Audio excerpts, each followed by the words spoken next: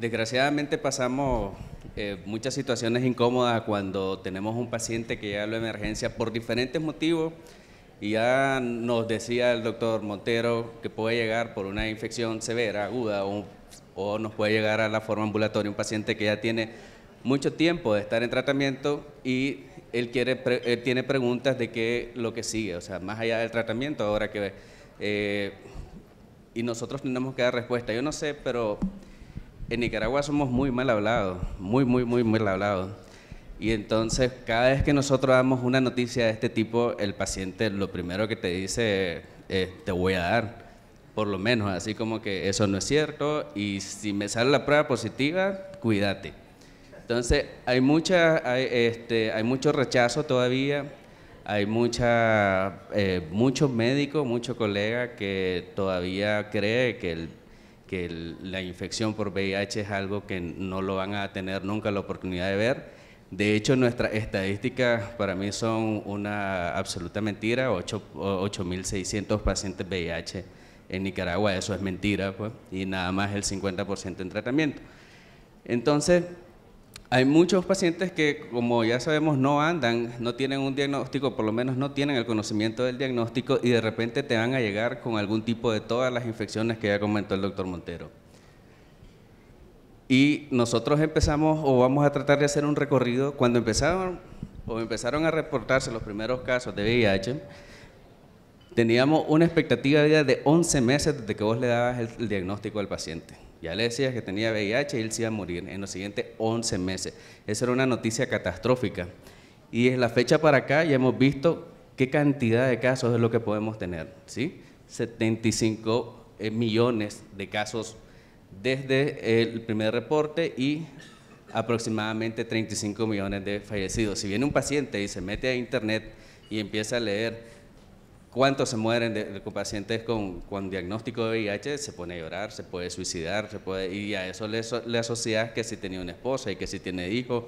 Entonces, el paciente siempre se queda asustado o aterrorizado del diagnóstico que uno le está brindando.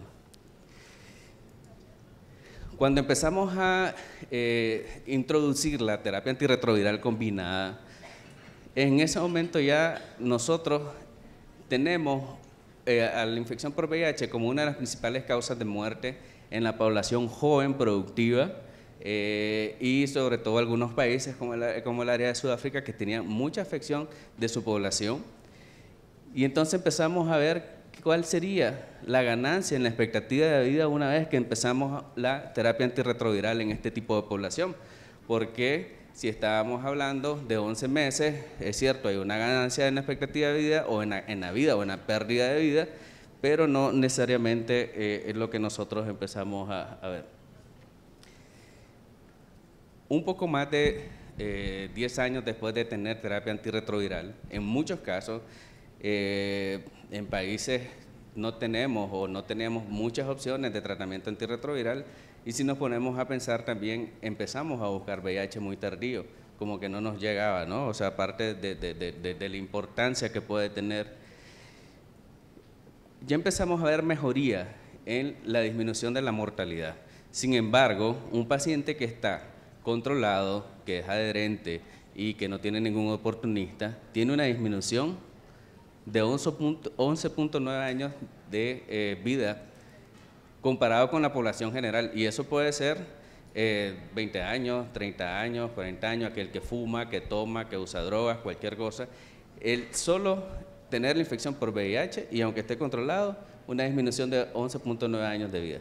A eso le agregamos que sí, cuando llegó a hacerse el diagnóstico de VIH, él llegó con una infección o un estado de inmunosupresión muy tardío o un oportunista, ya le empezamos a sumar 2.6 años, menos todavía, y si el paciente abandona tratamiento en algún momento, le seguimos sumando y al final esto te suma más de 3% en conjunto, sumado al 11.9 años por vida. Entonces un paciente que ya llegó con un oportunista o que llegó con un dato de inmunosupresión severo y que aparte de eso es un paciente que no es adherente, por mucho que estemos nosotros con el acceso a terapia antirretroviral, la expectativa de vida es menor. en esta revisión aparentemente el latino le va un poquito mejor, peor que el resto de la población. Ok. Empezamos a ver algunos de los efectos positivos de la terapia antirretroviral cuando empezamos a hablar de disminución de mortalidad. Para allá del 2000, la mortalidad andaba por 1.69% y llegó a descender hasta 0.96, 43% en la reducción de la mortalidad. Eso, una de las tantos tiempos después, porque no, aunque desde del 96 al 2010 es un montón de tiempo, uno espera tener tal vez en tan poco tiempo, en menos tiempo, una respuesta, y vemos que no es tan cierto, y de repente decimos, el paciente que está con terapia antirretroviral y tiene diagnóstico de va a tener la misma expectativa de vida que el resto de la población, o vamos a seguir esperando que ese paciente le caiga algo y lo vaya a descompensar.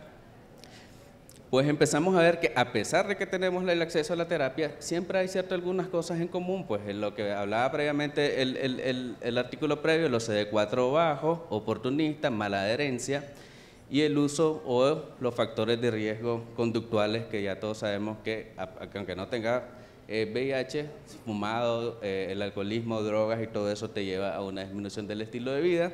Y cuando empezamos a comparar aquellos pacientes que son VIH con factores de riesgo, comparados con los no VIH con factores de riesgo, la disminución de la expectativa de vida es mucho mayor, aunque tengan los mismos factores conductuales de riesgo. Por tanto, el paciente va a fallecer más rápido si no modifica su estilo de vida. De forma global, cuando nosotros iniciamos terapia que está orientada según las guías actuales, la ganancia en expectativa de vida es de 22.6 puntos por año. Pero de repente pasa como en algunos países que solo tienen la terapia disponible. Cuando tenés solamente y vas a dar lo que tenés, ya la expectativa de vida te disminuye un poco, ¿no? Y ya cuando es lo mismo, los mismos factores de riesgo, inicio tardío, descontinuación de la terapia, todo eso te va a disminuir la expectativa de vida. En teoría es menor la expectativa de vida de las mujeres comparados con los varones, aún en cualquiera uno de los escenarios, ¿no? Bueno, entonces empezamos a ver, terapia antirretroviral ya se inició, es combinada, el paciente está adherente y sin embargo tenemos todas estas tres variables que siempre nos van a hablar de mal pronóstico. No siempre el paciente que nos llega nos va a llegar a la emergencia y te va a decir, no doctor, pues si usted me estaba tomando mi tratamiento y no había ningún problema, y tengo mi último CD4 en más de 500 y la terapia la inicié desde que me hicieron diagnóstico. La mayoría del paciente a veces ni le interesa eso, dependiendo en el contexto sociocultural que lo tengamos. En Sudáfrica se evaluó el valor de la ampliación de la combinación de la terapia antirretroviral y en esto sí vemos algo positivo. A medida que empezamos a dar tratamiento antirretroviral combinado, que en este caso fue a partir del 2004, la expectativa de vida que había bajado hasta menos del 50% subió hasta casi 60 años, hasta el año 2012 y obviamente a pesar de esta ganancia de expectativa de vida, uno viene perdiendo más o menos 18.1 años en expectativa de vida. Y entonces, desde que nosotros empezamos la terapia antirretroviral, las nuevas infecciones por VIH se han venido disminuyendo, de que por allá eso del 95, 96 eran 3.2 millones por año, actualmente estamos en 1.8 millones por año. Y eso se va a traducir de forma inversa a la mortalidad actual, que tenemos hasta 1 millón de mortalidad, que se ha disminuido en los últimos 4 o 5 años, que venía siendo de aproximadamente 2 millones por año.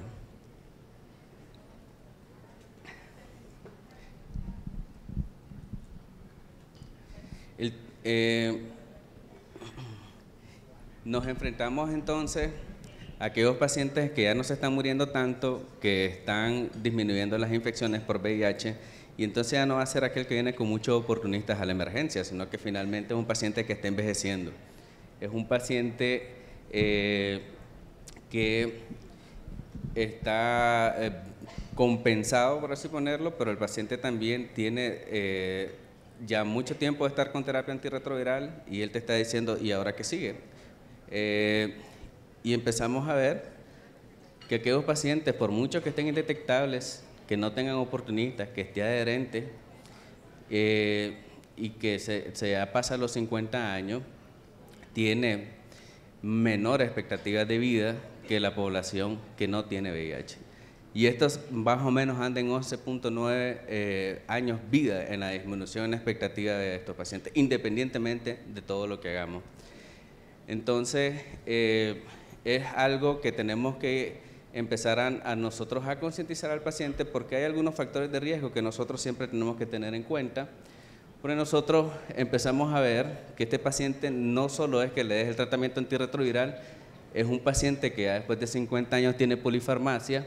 Nos estamos enfrentando con la inmunosenescencia, algunos síndromes geriátricos, la toxicidad por algunos antirretrovirales, y obviamente es un paciente que antes nosotros no lo mirábamos, que está desarrollando mucho más neoplasias, o estamos empezando a ver neoplasias que antes no las mirábamos, las neoplasias no asociadas a VIH como tal. Entonces, parte del enfoque es que el paciente que tiene polifarmacia en algunos países han tratado de quitar todos aquellos medicamentos que más bien pueden hacer algún daño tanto hepático como renal asociado a algunos de los oportunistas. Y la inmunosenescencia, como ya sabemos, en esta hay alguna especie de, aunque no tengas VIH, inversión en la respuesta inflamatoria y no necesariamente en la capacidad de controlar infecciones. Y por tanto, a medida que va pasando la edad, uno está más expuesto a hacer cuadros más severos de cualquier tipo de infección. Los síndromes geriátricos, estos pacientes pueden hacer mayores datos de enfermedad vascular cerebral, la enfermedad cardiovascular está más acelerada, los pacientes renales son factores de mortalidad independiente, aunque el VIH lo tengamos bien controlado. La disfunción mitocondrial, que también nos va a dar mucha con los antirretrovirales. Y aquellos pacientes que particularmente están asociados a alguna coinfección con virus de hepatitis C, o que cuando ya se les hizo el diagnóstico de VIH ya tenían algún dato de fibrosis hepática o algún dato de fibrosis, de cirrosis, perdón, van a progresar la mayoría en un porcentaje hasta 4 veces mayor del SIDA hepatocelular. Las neoplasias pulmonares ha sido algo muy frecuente que se ha visto ahora en los pacientes.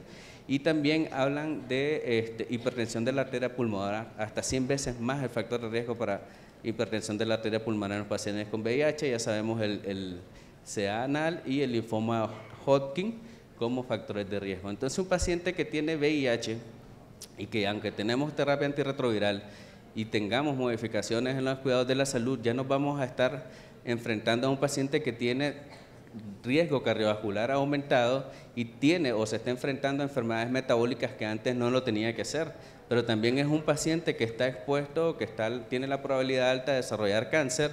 Hay que valorar los otros coinfecciones asociadas, enfermedad pulmonar que es muy frecuente.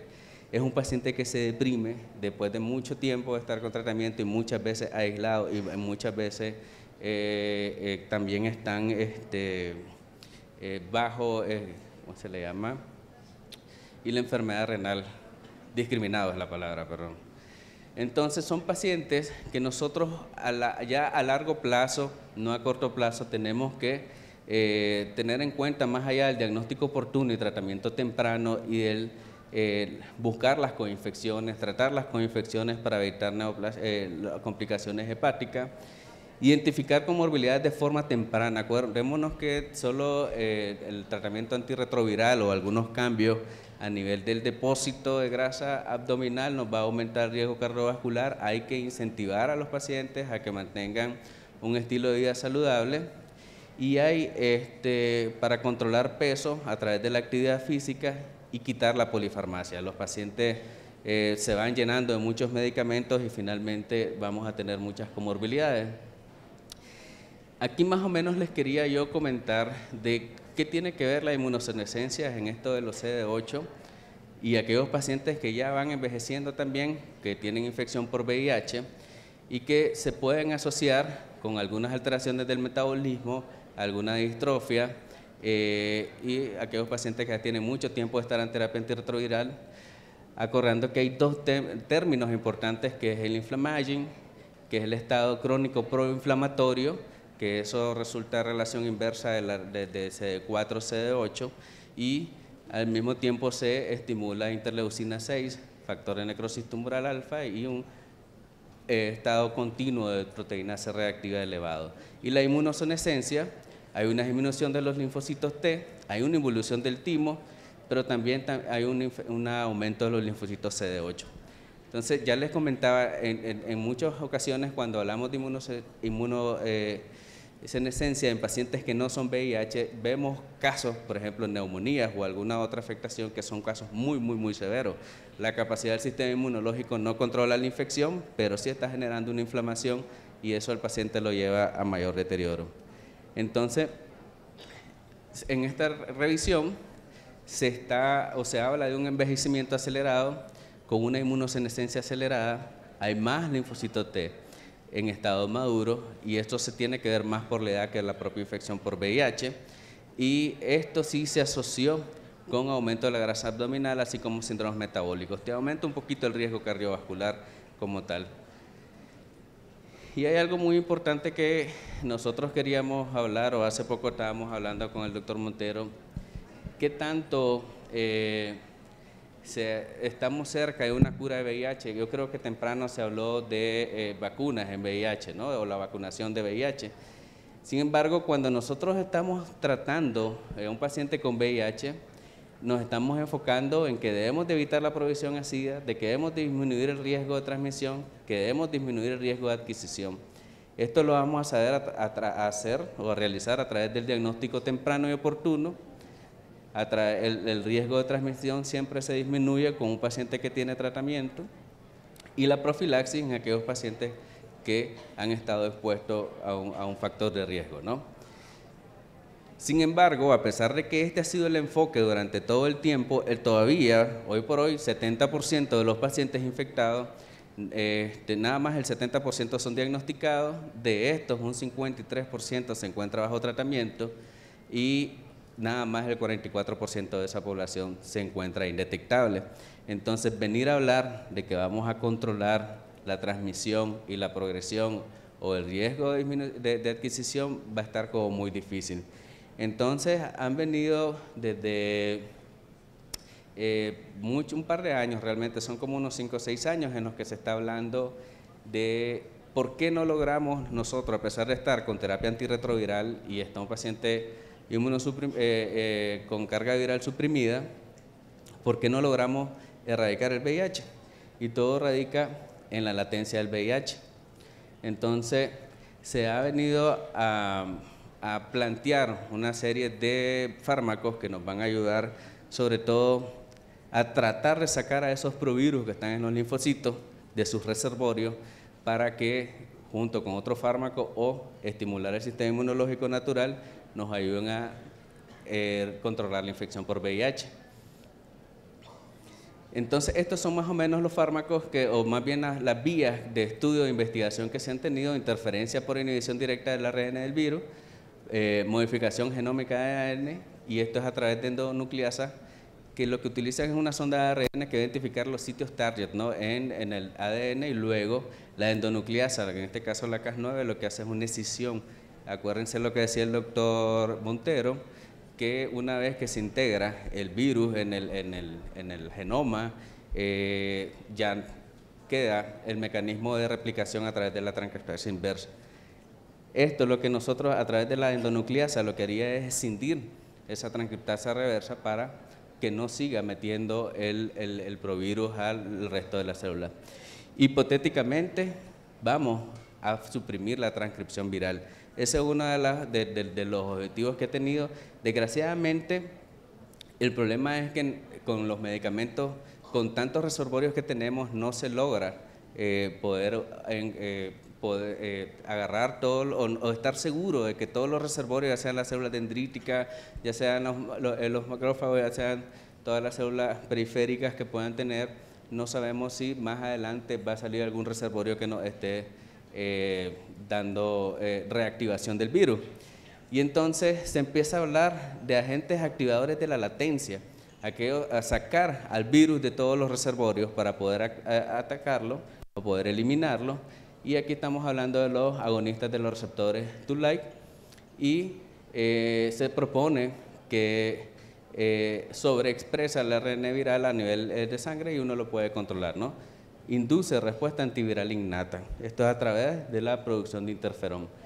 Entonces, hasta hace un poco empezaron, o hasta el año pasado hay algunos que están en experimento, agonitas de los receptores Toll-like, que a través del receptor 7 e inducido por interferón va a hacer que el ARN del virus salga a la sangre y por tanto el sistema inmunológico, que en este caso revirtiendo la latencia vamos a activar los linfocitos CD4, los CD8 y vamos a tener la capacidad de control antiviral innato, ¿no?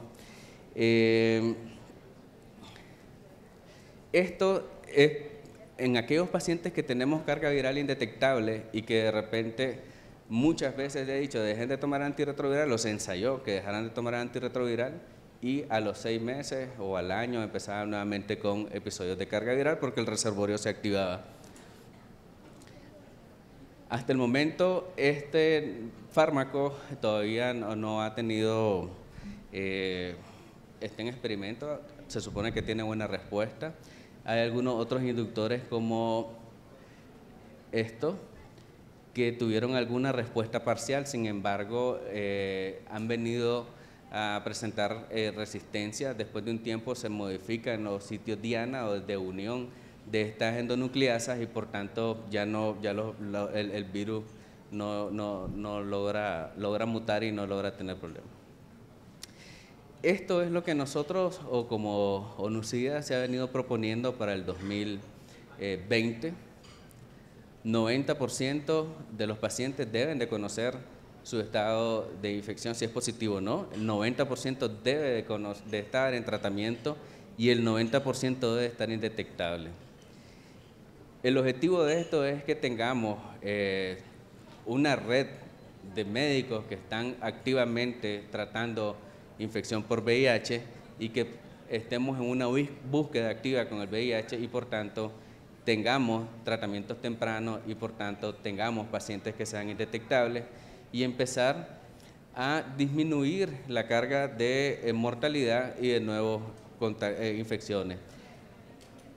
De estas metas, el 70% anda, de todos los pacientes, conoce su estado, si es positivo o es negativo. De este 70%, el 77% está en terapia y más o menos el 82%, aparentemente con los datos que ha pasado toda la red de ONUCIDA, anda con carga viral indetectable. Pero también se está proponiendo para el 2030 el 95-95-95, que básicamente lo que se pretende es bajar a 200.000 nuevas infecciones de VIH o menos, cero discriminación y por tanto que seamos otro contexto. A esto le sumamos que si empezamos a tener las nuevas terapias de inductores o de los sitios santuarios del virus para poder controlarlo, debiéramos de tener un mejor control para que al 2030.